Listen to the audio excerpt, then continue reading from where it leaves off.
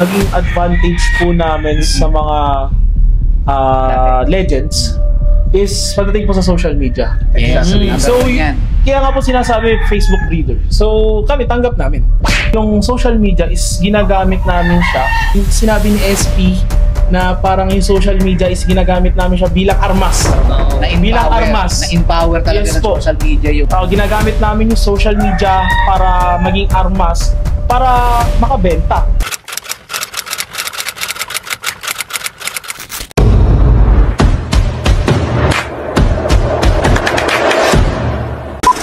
Pare, ito, wag kayo maano ilang taon ka na, bro? Yung totoo, nasa 40s. 24. Oh, 40s ka, 40s. Matanda na ako na isang taon. Hindi. Tatanong ko siya ko. 42. 39ers. 39ers. So, tayo, forget it na lang. Hindi pwede yun. Kasi alien niya, ano rin, forget it na rin. Babae, bawal tanongin eh. Hindi, tanongin ko na kasi kayong dalawa tatanungin ko. Tapos sila mga gents. Yes. Kayong nagsisimula kayong magmamano kasi ibang panahon yan eh. Yes. Diba? So ngayon, pag tatanungin natin kung ano yung mas lamang. Yung panahon nyo ba? Paano ba kayo nagsimula na magmanok? Tapos yung panahon nila, ano yung advantage ninyo? Gen X versus Gen Z. Oh, pare! Kayo, paano kayo nagsimula? Ikaw, Ako kasi nung panahon ko na nagsimula ako ng pagmamano, talagang inspirasyon ko yung nagligtas sa akin kasi dati merong salbahing manok yung tatay ko eh. Tapos niligtas ako nung isang nakatali na mabait. Eh di pinakawalan ko yun. Tapos hanggang tinutulungan ko siya habang inaano niya yung isa. Eh di ang ganda, sarap sa pakiramdam eh. Tapos naisip ko, medyo umidad na ako. Pa-exam sa mga kalsada, sa mga iskinita, yan. Sabi ko, ganda, ang saya. Kasi laging nagkakatuwaan, sigawan, asaran. Madalas yan dyan.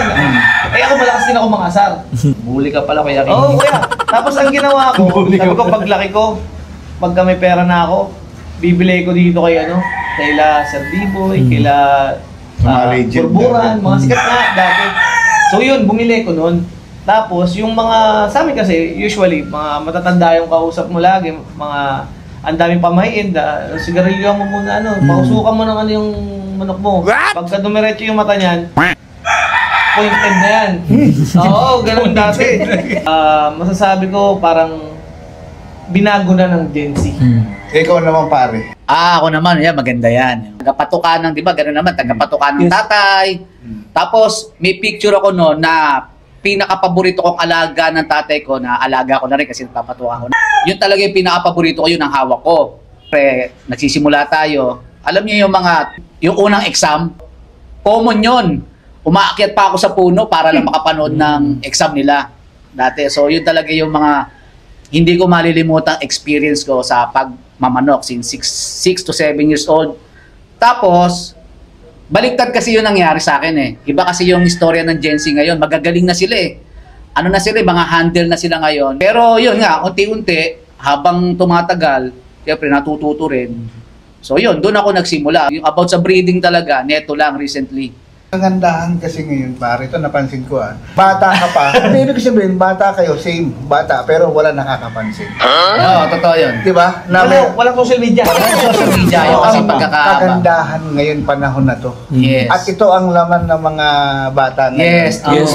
Na bata pa lang, nakakapag-social media na sila, na pwede na silang makapag-akit ng ibang tao na, hello, bata kami pero ito na yung ginagawa namin. Pero parang ang Gen Z ngayon, parang natuto sila doon sa mga Gen X. Yes. Na kumbaga, kung ano yung mga pagkakamali noon, itinutuwid ngayon ng Gen Z. Ngayon more on business na siya. Kaya natututo talaga. Puro ang naging advantage po namin sa mga legends is pagdating po sa social media. So, kaya nga po sinasabi Facebook breeder. So, kami tanggap namin. Yung social media is ginagamit namin siya. Sinabi ni SP na parang yung social media is ginagamit namin siya bilang armas. Bilang armas. Na-empower talaga ng social media yung... Ginagamit namin yung social media para maging armas, para makabenta. So, ngayon, di naman na siguro namin kasalanan aabot sa point na sold out, mawawalan kami ng pangsariling gamit. So, di naman nakikita sa graph ngayon. So, minsan paano kami aabot sa point na aabot sa ibabaw nung entablado kung nauubos kami. So, hindi naman po kami pwedeng magpa-exam ng mga natirang alaga namin na alam naman naming alanganin. So, syempre, hindi naman po nahihingi yung pinanggagastos yan. Pwede sana kung bigay lang sa iyo, walang problema eh. Kumbaga, gusto mo lang ng libang eh. Pero, yung pinaghirapan mo, pinag-ipunan mo, ita mo doon. So, hindi talaga siya advisable na ilalagay mo doon. So, yun, isa yung social media sa naging stepping stone namin dito sa pagmamanok. Yun na hindi siguro naging advantage. Kasi sa conditioning, the way kung paano kami mag-breed, conditioning, tapos ibang ideas is mula pa rin naman po talaga sa mga dating breeders.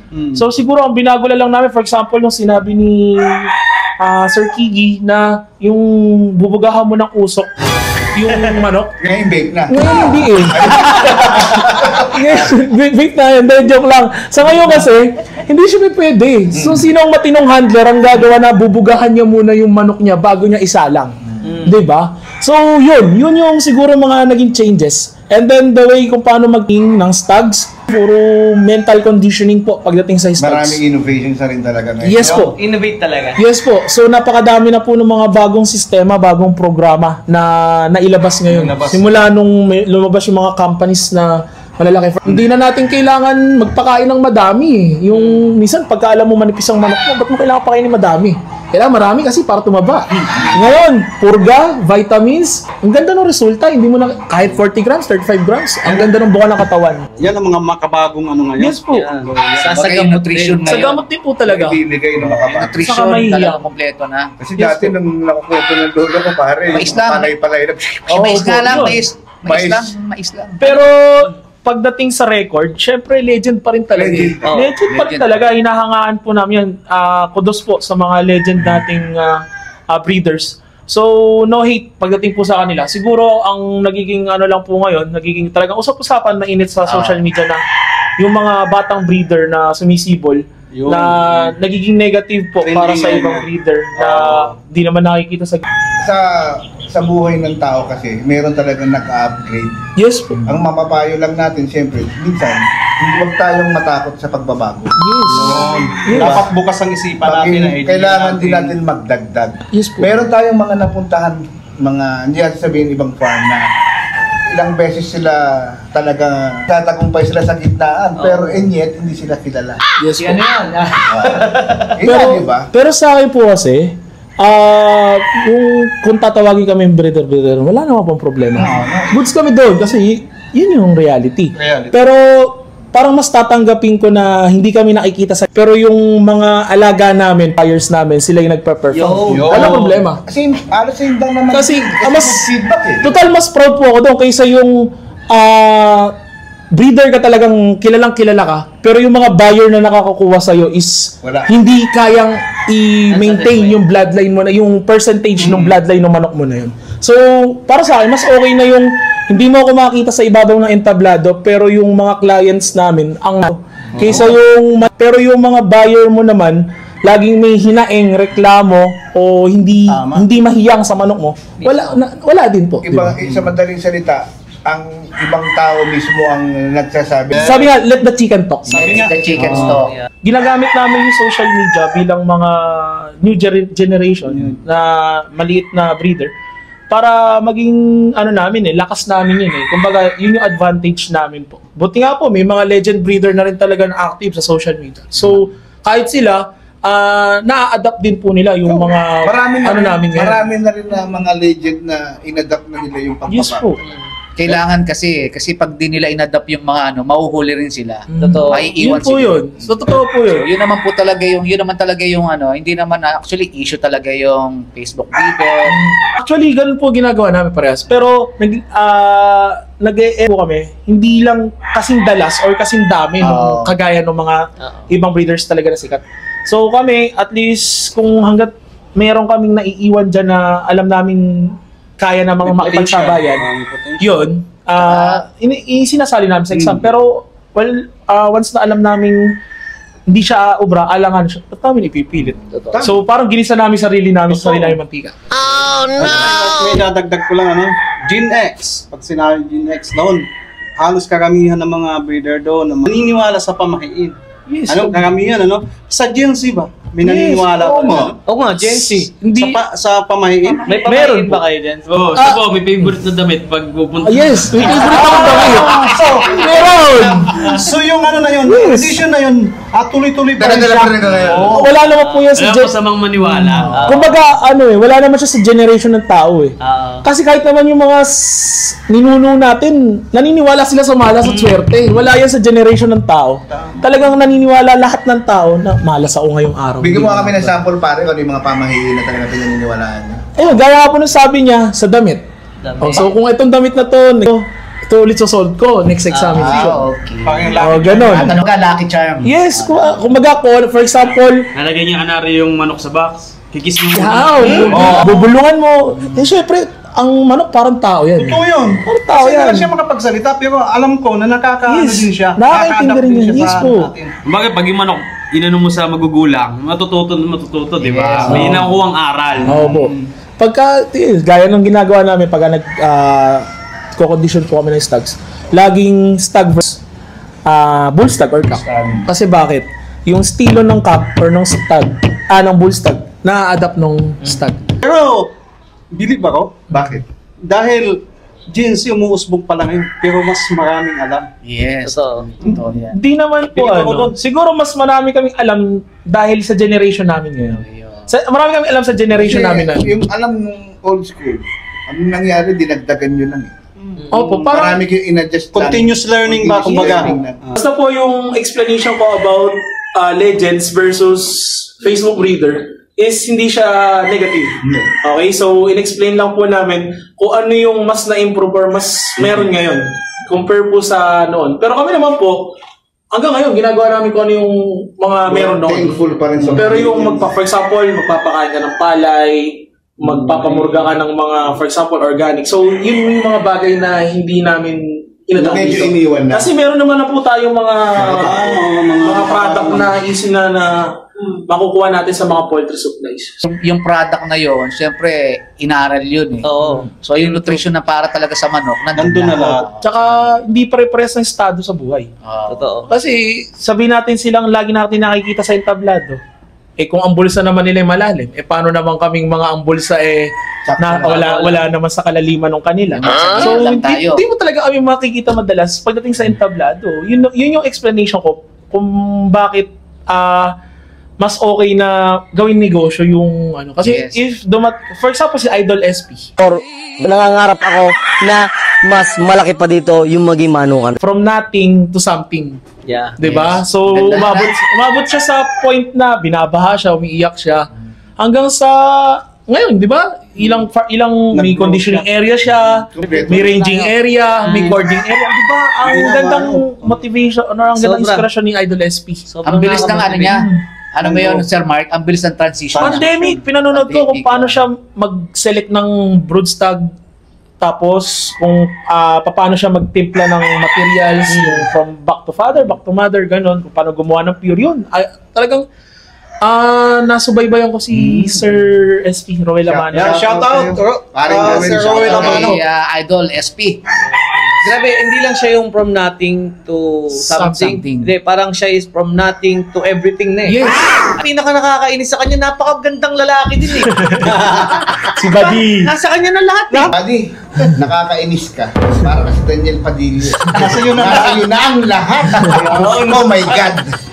Yun, napaka-humble. Napaka-humble pa. Same as Sir Junjun pa eh. Junjun pa eh. Yes. Talagang bagay na magkaibigan sila. Pati din kay Actually, sila Michelle tatlo Bennett. naman eh. Yes, three alas. Yung tatlong alas. Talagang magninik talaga sila sa isa't isa dahil sa ugali na meron sila. Isa rin ako sa na-inspire talaga kay Buddy SP, IMSP. Talagang mamomotivate ka, mai-inspire ka kasi yung istorya pa lang. So doon talaga ako nagsimula. Kaya nga nagbablog na rin ako eh. So siya talaga yung inspiration lang naman to para din sa mga motivation, inspiration, kundi kinaya niya eh, di ba? So what if tayo, tulad nga, eto na lang ang mga buhay na patunay, mga Gen Z, di ba? So mga batang breeder, hindi biro yung, alam niyo mga team post mo nga, hindi po biro yung mag-handle ng gantong farm. Totoo. So napakahirap po, magastos. Talaga namang napakahirap. Di ba Kuya King Imatos? So, Pagka magbabakuna, isa-isa. Di ba? Totoo. For example, mag-produce ka ng 500 na CCU, isa-isa mong babakunahan, markings, ano pa ba, yung for example sa harvest, po, matrabaho po talaga. Lalo pagka magpupurga, paligo. Lalo oras. Grabe tayo Yes. Ikaw, Mia. hindi, nasipon ako. Kasi kaya pala sabi mo sa amin, Hindi. pag pumunta kayo kay Ispe, imbitahan ka. Malalim. Grabe pala talaga to. Hindi, mga quiz, malalim ang pinagugutan ko. Malalim. Gusto talaga. Salamin ako, pero Simulat nag-clear sa lang. naman nung nakilala ka Totoo. namin, pare, SP talaga. Talaga. SP talaga. Ako para sa akin, disclaimer lang po, mga quiz, mga kaisila, Sir Mark. Ang cycle, ganun lang. So tama talaga si SP eh. Ano ka muna, parang yun nga, ipon, tsaka Bumuelo ka muna. Bumuelo ka muna yan. Bumuelo ka Malalim muna. na bulsa mo, din tsaka ka pumunta ron, dun sa larangan naman na gano'n. Kumbaga, Ganun lang ginagawa ni SP. So talagang malalim ang pinagugutan ko. May right time. May right time para sa tama. ganung bagay. Alam mo, napakaswerte talaga ng mga panahon ngayon nagsisimula. Alam niyo kung bakit? Dahil sa Social media, isa pa yun. Number one yan kasi nung unang panahon, wala naman social media. Yes po. Mahirap talaga. Kung hindi mo siya makakasalamuha, dati kasi puro hearsay lang. Yes po. Kumbaga sa Diba? manok, pag Puro di ka marites lang nag-improve. dati. Pero ngayon, Sa social media. nakagandaan, yung mismong influencer mo, napapanood mo na Yes. sa social media, na isi-share na nila, at hindi lang yung mga bago, pati yung mga legend natin, katulad sila Sir Biboy. Yes. Nakikita mo na sa Patrick social media, Antonio. Patrick Antonio. Stocks na manok na pwede rin pang breeding. Sila, ito, yung mga tropa natin. Yeah, Esquilin Kudos Brothers. talaga sa mga veterans until Yes. now, talagang consistent sila. Tama, di ba kayo? Consistent. Consistent. Talagang hindi sila nawawala. Yun talaga. Kaya until now, matunog ta rin talaga sila. So, Kasi may mga legend na hindi na kilala nung ibang generation breeder po ngayon. So, yun. Takip nila, no, pa? Yes po. Talagang hindi nawawala yung mga legend talaga. Talagang hinahangaan. Napaka-importante talaga ng social media. Meron Yes. akong vlog last time, hindi ko nababanggitin kung sino yung breeder na yun. Tinatanong niya ako kung meron bang social media yung particular na breeder na yun. Pero wala. So ngayon, kasi wala siyang social media, hindi siya nakikilala lalo. Yes po. Although legend siya. Yes po. Pero yung mga bagong mga umuusbong na nagmamanok, hindi siya kilala. Yes Kasi hindi siya exposed sa social media. Totoo. Napakalaking bagay po ng social media, especially pagdating po sa pagmamarket ng manok. Eh, yung mga OFW, di naman pwedeng umuwi sila ng Pilipinas para bumili lang ng manok sa'yo, tapos balik na sa'yo. So, hindi po. Facebook So, lang. paano kanila kukontakin? Paano kanila Paano nila makakausap? makita kung paano mo alagaan, Yes. o palakihin, o paano mo gabayan yung mga Kaya nga po sa akin, wala problema kung tatawagin kami Facebook breeder. Wala po. Tanggap ko po yan. Masaya po kami doon. Kasi that's the reality. Yes. Yun yung nangyayari talaga. Doon kami masaya. Doon kami nagkakaroon ng kahit paano pangalan. Yes. Kaibigan, yeah. Yes. Kaibigan. Yan. Napakadami mo magiging kaibigan. Larangan ng pag-aalaga ng manok. Diyan din pumapasok yung social media, yung shoutout sa Yamados. Yun nga pala guys, meron tayong Salyamados. Marami ngayong mga buyers natin na gusto rin makita minsan yung mga Performance. yung mga Exam. napakadali na ngayon. I-upload nyo sa Llamados, ipasok nyo sa link nyo sa Facebook, i-send nyo ngayon sa kanila. Para po siyang Bilibili app. Para mas maganda. Mas improve. Pilipino yung yung Gumawa ng site. Oo, yung gumawa ng site. Napakalaking bagay po talaga ng social media. Kaya hindi namin tatanggi kung tatawagin kaming Facebook breeder. Fine, okay lang po yun. Kasi dito kami kumikita, dito kami masaya. Dito nakikilala rin. Yes, dito po talaga. So, tanggapin na lang namin. Pero once na may mga buyer na nag-feedback na maganda, mas masaya kami. Kasi sa Facebook kami. Facebook breeder, tinawag kami Facebook breeder na negative, pa-negative. Pero yung mga tumatawag sa akin Facebook breeder na in a positive, masaya ako. Mas marami Kasi pa. Yes. tandaan natin sa mundo natin kasi, we cannot please everyone talaga. Totoo. Meron talagang English yun. Filipino. Ayaw. Pilipino tayo, so nandiyan ang mga crab mentality. Pilipino kasi passive yan eh. Yes po. Passive yan sa ating mga Pilipino, meron tayong pagiging club mentality. Aminin mo natin. Yes, crab mentality. Pagiging club mentality. Katulad niyan, si SP, nainis ako, mas pogi sa akin eh. Pero syempre, idol ko yan. Idol na idol yan. Love you, SP. Shoutout kay IMSP. Balang araw, Sir Roel Amano, makapunta rin po. Si Sir B-Boy. Grabe, alam mo, Sir B-Boy, close kami niyan. Pero naiinis ako dyan. Ang gaganda ng angels niya eh. Itatlo. Kaya tayo mo nang kinaiinis ah. Naiinis ako sa kanila. TikTok, mahal ko na nga yung mga angels eh.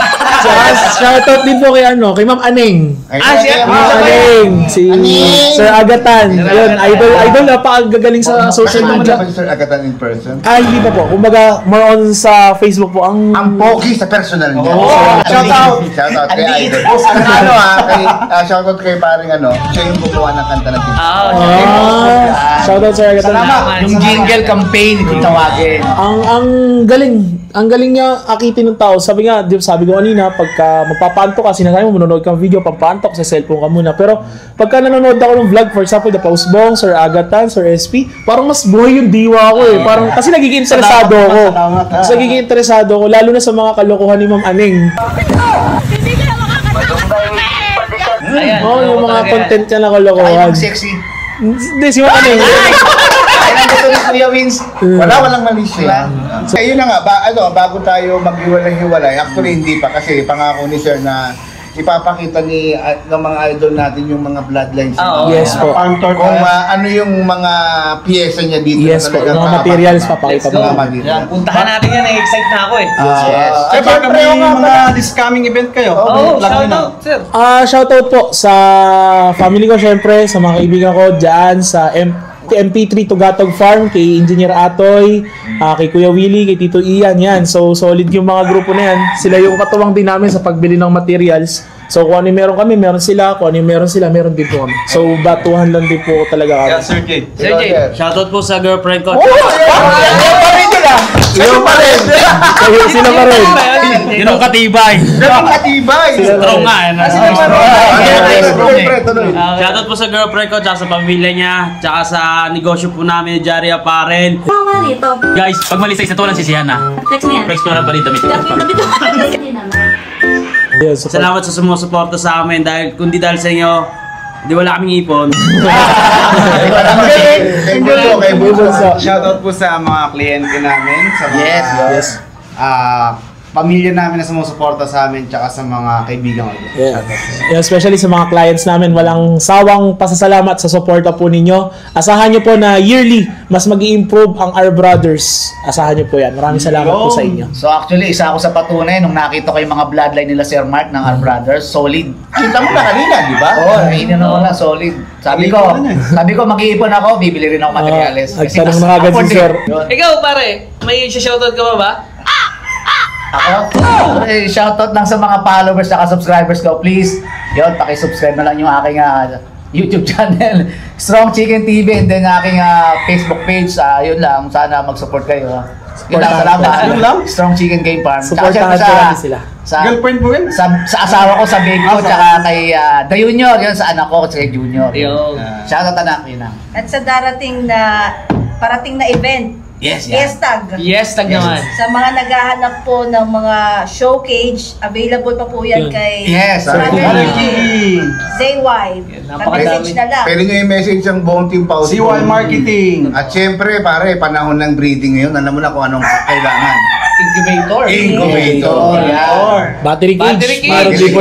Meron tayo niyan. Sa Team Pausbong yan. Hindi kasi diba, nung mga nakaraan, nakaabot kami ng Atimonan, Quezon, dahil lang sa nagtawid agad kami, ilang incubator din nila namin. Hindi na natin pinakita naka-anim tayo incubator na. Sobra. Paano ba yun? Nakala ko 2, 3. Meron, kasi nakailang balik kami nun, pre. 2 balik. Tapos yung solid. battery, ano ba yun, pre? Yung battery cages yan. Solid yun, solid. Ubos ang battery cage natin. Tsaka yung range net din, Sir yung range net. Yun. Malapit na breeding, so ranging season na ulit ng mga stags natin yan. Meron din po Sir Kiki. At andun pa rin yung promotion natin dyan. Siyempre. Umorder kayo ng higit sa 10 galvanized cages, like flying pens, battery cages, personally, i-deliver po yan ng Team Pausbong. Basta kaya ng schedule natin. At kung may oras tayo, i-vlog na rin. Totoo. Kumbaga, less hassle na sa paisipin mo, shipment or what, less hassle na. Ito, may ebidensya. Marami na tayo na i-vlog. Yung mga nakaraan. Sa Ilocos, sa Pangasinan, yung mga yung puro kliyente ng Team Pausbong. Sobrang lawak na. At ito pa, huwag nila nakalimutan ng February 16. 2026. Yan. First ever. Susulit. Pagsusulit Natin. Kasi kasama na dyan, syempre, para alam na nila kung sino yung mga kasama nila sa exam. Sir B-Boy, sa Pinas, Mabigat pala. Michelle Bennett, Idol. Gatan, si Aning, yan, yung mga, ang dami, hindi pa natin maano ngayon di ba? Inaayos pa natin, pero kung gusto nyo na, message nyo lang ang Team Pausbong. Magkakaroon din tayo ng panibagong segment. Ano? Sa mga gusto pong magpa-shoutout, comment down below lang po. Saka pag meron kayong mga gustong gawing topic, i-comment nyo lang. Itatanong natin sa next na pupuntahan natin. Yes, yan. Pwede kayo, below. Sa kung meron kayong gustong farm na pwede nating i-visit. Maganda yun, no?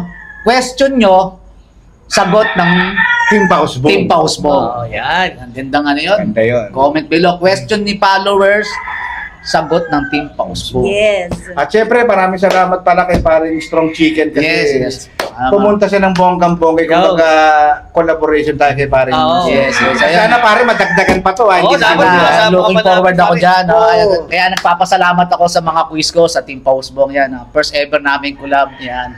Nakasama ako sa interview, so medyo nahihiya pa ako ng konti sa mga quiz ko.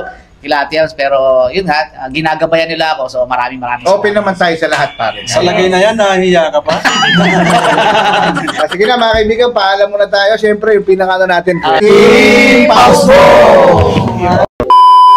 So, ayan mga kayami, katatapos lang po ng ating quick interview. Quick nga ba? Medyo mahaba siya. With the R Brothers. So, ngayon naman mga kayami is magpa-farm tour naman tayo. Ito ang quick. So, pagpapakita po ng mga linyada na matatagpuan po dito sa R Brothers Game Farm. Alam ko naman yan ang inaantay ninyo eh. So, huwag na po natin patagalin pa. Umpisahan na natin mga kayami. Hi guys! Welcome na naman ulit sa episode ng Team Pausbong. At kasama ko talaga ngayon si Kuya Win Castro, si Ate Yams TV, Kuya Rancy Vlog, at wala ngayon si Kuya Daphne dahil may prior commitment siya. It's your boy Kigi at kasama natin ngayon din dito si Strong Chicken. At isa pa, ang may-ari ng R Brothers Game Farm, si Sir Mark. Hello po, good afternoon po sa inyong lahat. Sir Mark, grabe nung pagpunta ko rito, isa lang yung nakita ko eh. Yes po. Grace. Apakagaganda ng Grace mo dito. Ayun. Etong gray na to, Sir Mark, ano bang ano nito? Yan is composition ng Harold Brown Gray over Gilmore. So, ang father niyan is galing po kay Idol, Bert Celine. So, ayan. Ganda oh. That is Harold Brown Gray over Gilmore. Tapos, Sir, yung mga yellow-legged mo rito?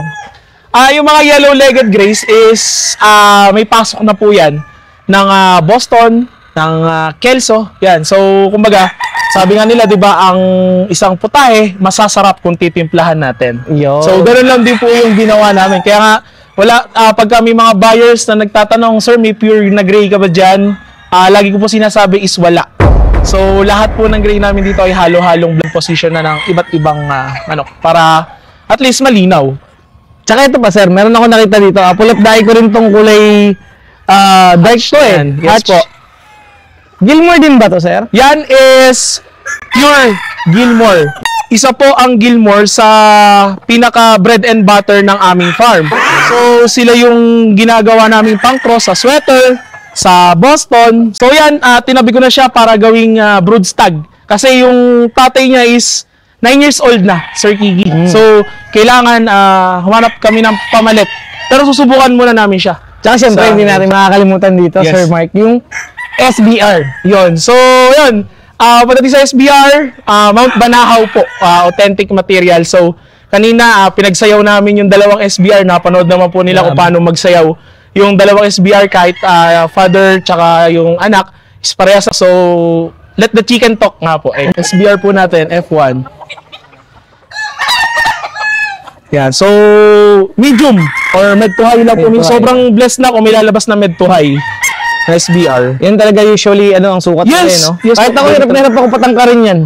Medyo napabibigyan namin sila ng height pagka pinapasukan po namin sila ng Gilmore namin. Since yung Gilmore namin ay old school, matatangkad talaga. So, yun, nagkakaroon ng konting height. Etong bulik natin dito. Yan. Yan ang specialty ng father ko is bulik. So, yung bulik po namin ay kinuha namin siya kay Attorney June Mendoza. So, kumuha po kami sa kanya ng tryo na bulik. Yan.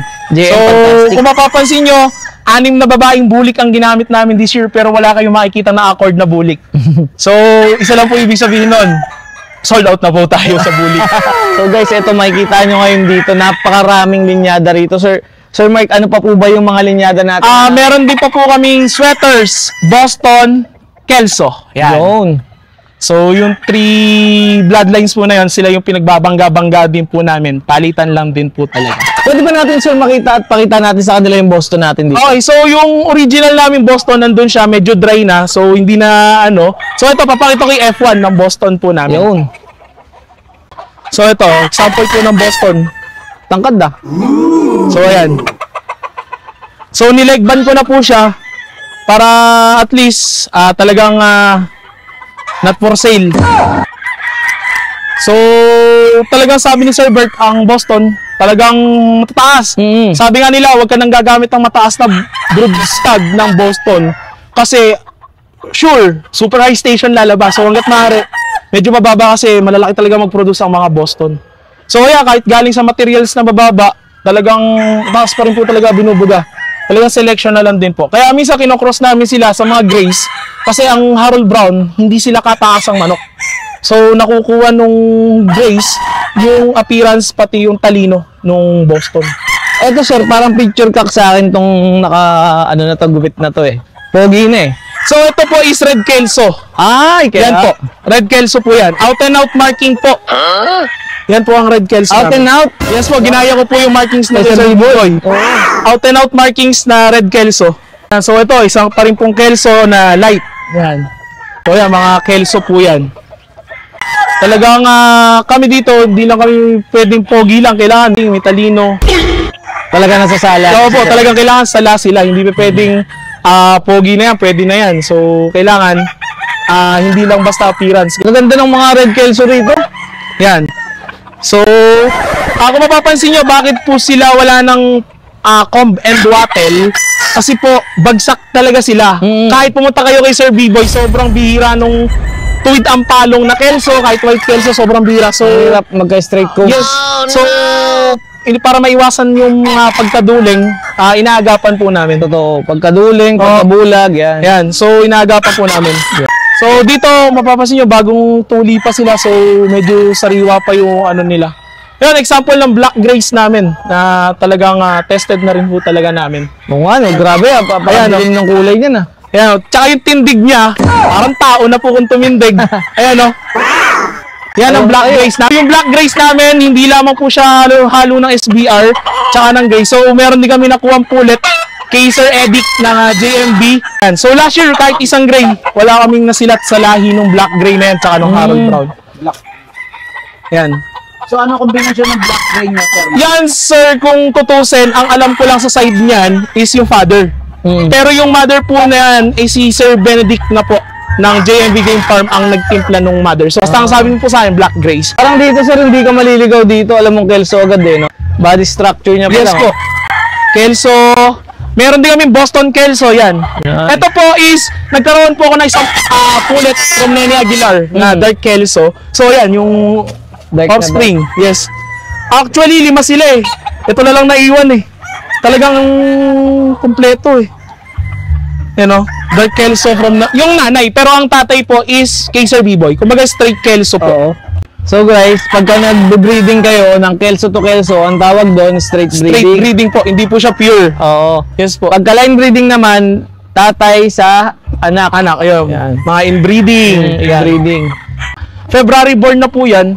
So, ito yung mga gagawin kong future brood stag. Lapit so, na. SBR, sweaters, tsaka grays. Yan. So, nag-ipon talaga ako. Pero syempre ako naman, kami naman po dito open sa lahat. So lahat naman po yan dumaan na sa selection. Kaya kung may mga buyers or may mga interested, pwede silang kumuha dyan. Kung ano maiwan, yun lang po gagamitin. Kasi uniform naman na po yan eh.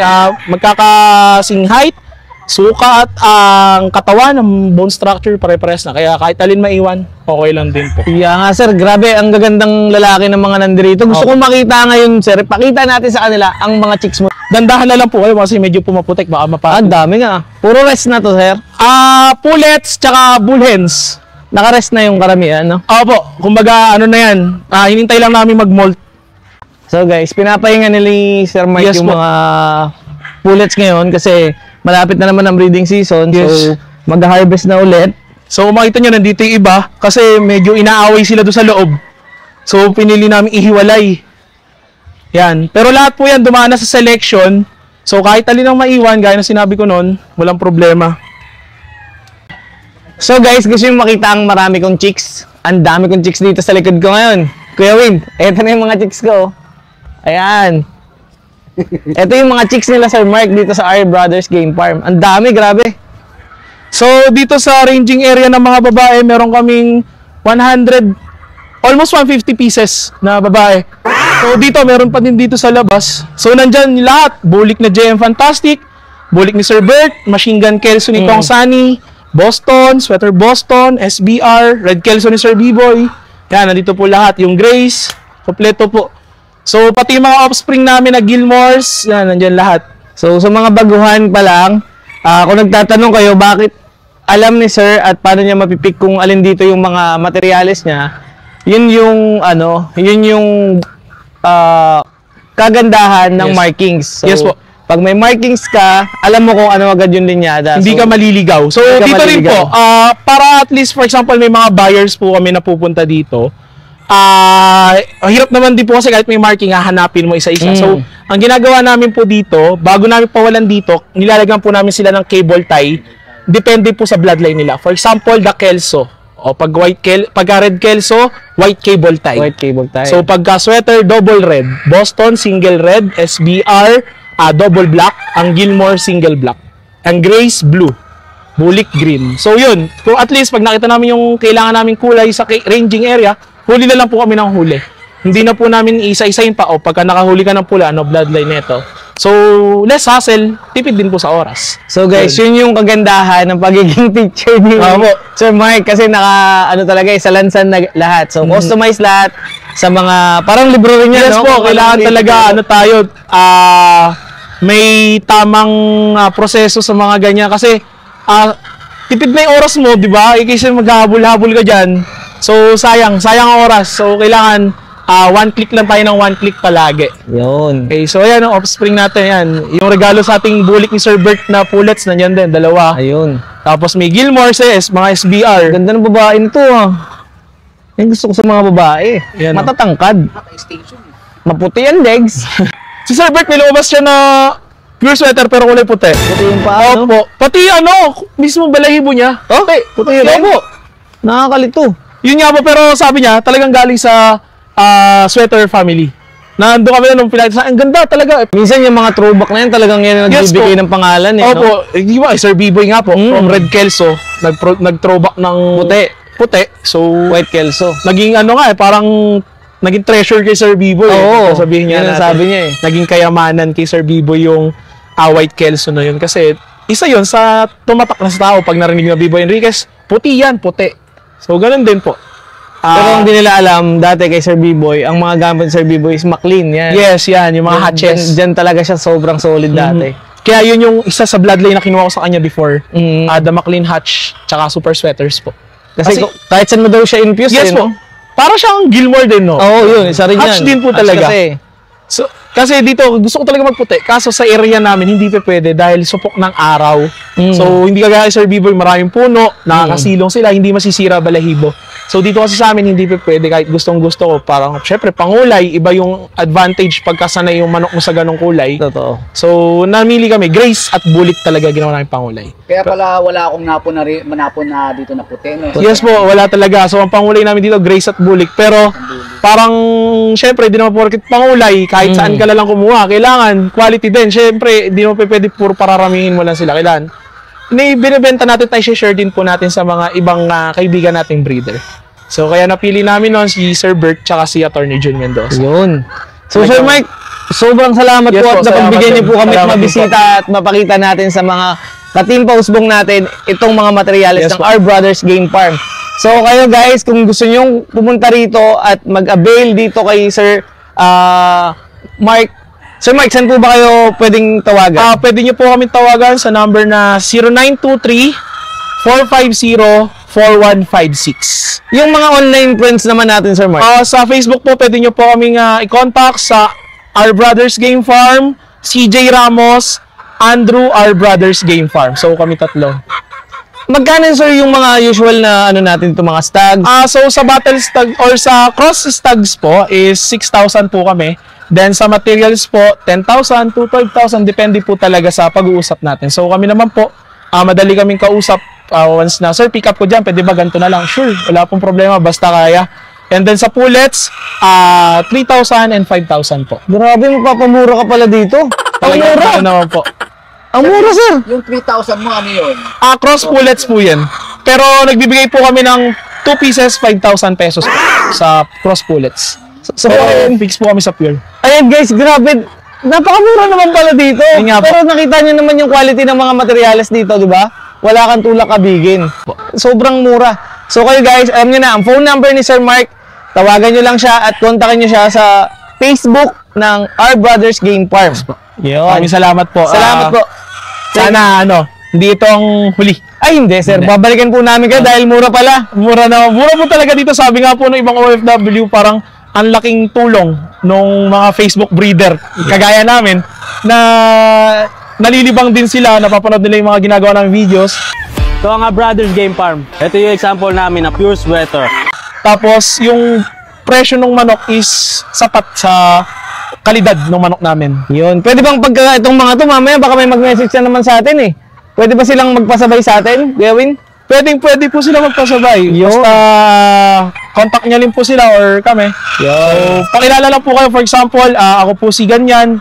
Nakita ko po yung video nyo from Sir Kiki or from Kuya Win. So at least, mag-uusap na lang po kami kung sino yung taong ano po ninyo. So guys, ano pang hinahantay nyo?